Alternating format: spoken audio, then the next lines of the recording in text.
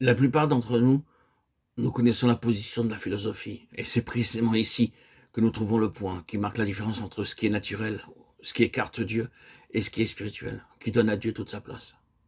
C'est ici que nous trouvons que la description de l'homme donnée par les Écritures contredit absolument les conclusions de la psychologie scientifique. Nous avons remarqué que le psychologue n'admet pas la nature tripartite de l'homme, esprit, âme et corps. Pour lui, l'homme n'est que âme ou intelligence et corps. Et cependant, le psychologue doit confesser l'existence d'un troisième élément. Il le discerne, il trouve son intérêt essentiel et s'en occupe, échafaude autour de lui tout un système d'expérimentation et semble souvent tout près de lui donner son vrai nom.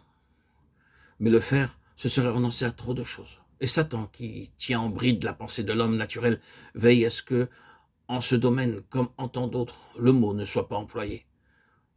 Le psychologue recule donc et appelle ce facteur autre la pensée subconsciente, l'intelligence subjective, le moi subliminal, la seconde personnalité. Écoutons ces quelques citations qui font entrevoir jusqu'où certains maîtres s'engagent. L'âme se compose de deux parties. L'une est dévouée à la vérité, aime l'honnêteté et la raison.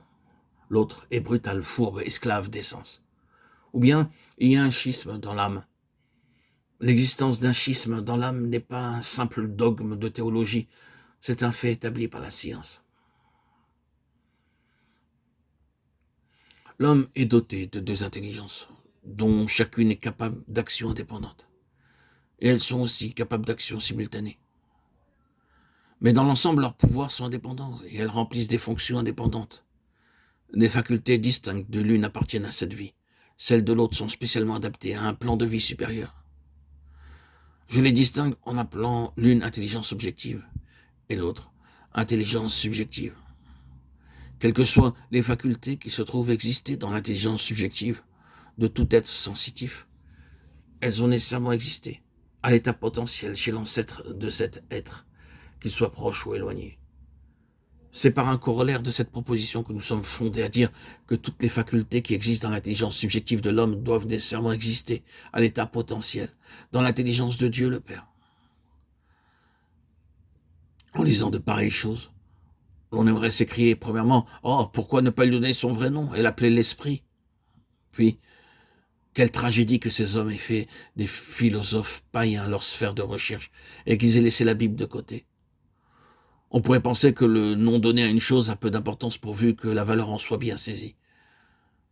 Mais nous estimons qu'il est d'une importance vitale de reconnaître que nous avons ici deux choses absolument distinctes et séparées, et non pas deux aspects d'une même chose. C'est une erreur de parler de l'union ou de la communion de l'âme avec Dieu, car il n'existe rien de semblable. L'union avec Dieu ne peut être que par l'Esprit. Celui qui s'unit au Seigneur est avec lui, un seul esprit. 1 Corinthiens 6, 17. Quelle que soit l'élévation qu'atteigne la vie de l'âme, il n'y aura pas d'union divine avant que l'esprit ait été remis à sa place, ramené à la vie.